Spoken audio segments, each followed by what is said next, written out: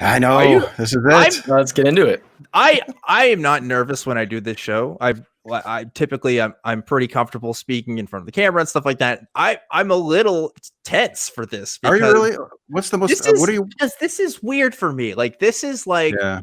I don't identify with the person that this is anymore. You know, like I'm so distant from this person now. And the stuff I say there is something that would never come out of my mouth ever in today. Like, but there it is. You know, that's who I was. And our conversation was really important to like who I am today in many ways. So, you know, I loved it. It was one of my favorite conversations. I don't often interview two people at the same time either. So that was a little bit more challenging for me, but I think these clips, it's going to be just more or less you and me talking, I think. Yeah. It was a good talk. I remember having that talk. And if you look at the date that it was recorded and the date that it was uploaded, I think it was the next day. So that was like, I had more time, probably more energy. And I thought it was a great talk. So I raced to get that out there. Yeah. So like I said, we're not going to listen to the full conversation. We got some clips selected for you guys, 4 in particular, and we're going to go ahead and roll with the first one. We're talking about some definitions here. So let's go ahead and see what I had to say about atheism in particular.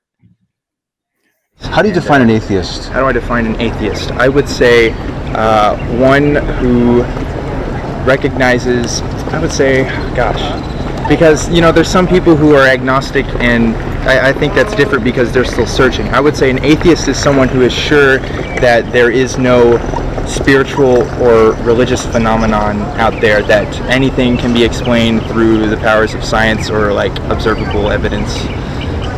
Okay. Just as a side note, I respectfully disagree with your definition of that, but I don't think it's relevant to this point. Okay. But you base this on faith, is that right? Yes. I would say so. Okay. Definitions. Wow, what a bunch of fucking bullshit. Really? That's stupid. I hate that. I hate that I said all of that.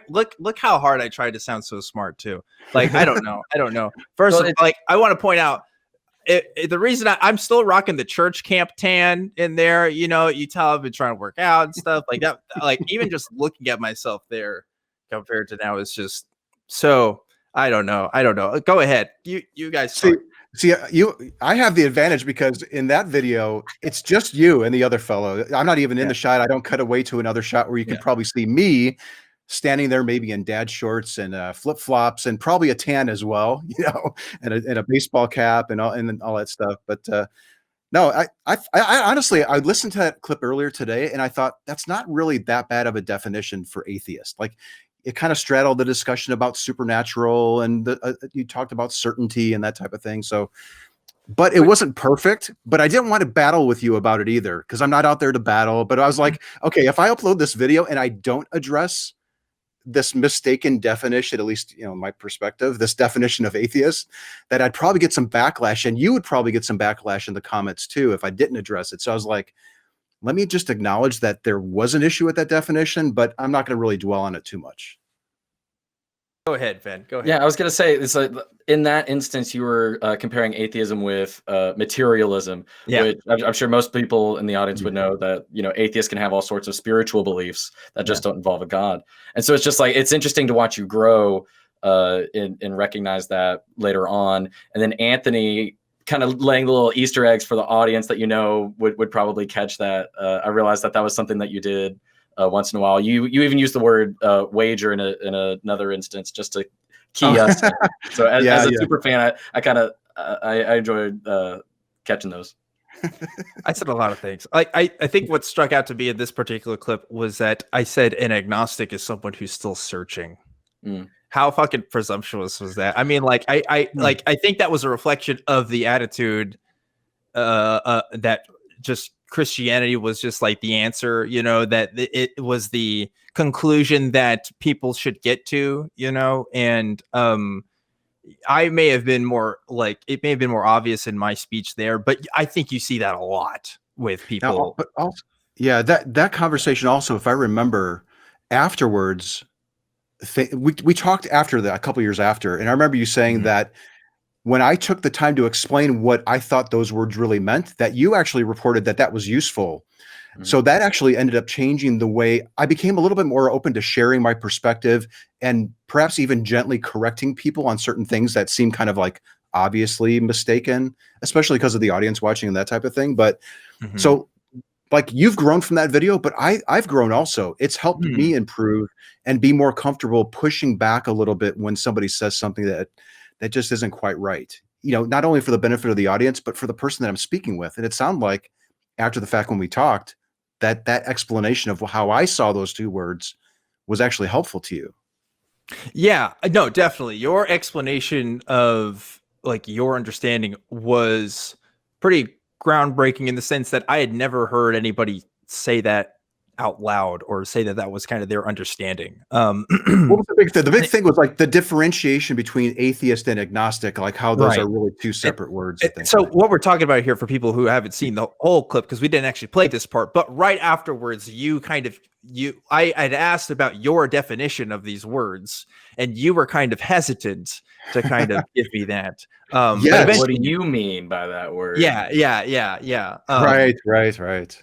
Which is something that we talk about when we talk about SE conversations is how much do we talk about our own kind of beliefs and how useful is that? And to be honest, I still don't know the answer to that question. And my original take when doing SE was, try to keep yourself away from it as possible. But looking at our conversation, that seemed to not be the case necessarily. I think that was a shocking thing for me, is that it actually seemed to propel the conversation forward because I did reveal my position and give an explanation for it. I think it ended up opening you up more to the discussion that we were having, which completely flew in the face of everything that I was told. And I was purposely intending to keep myself out of it because I don't want to influence my conversation partners.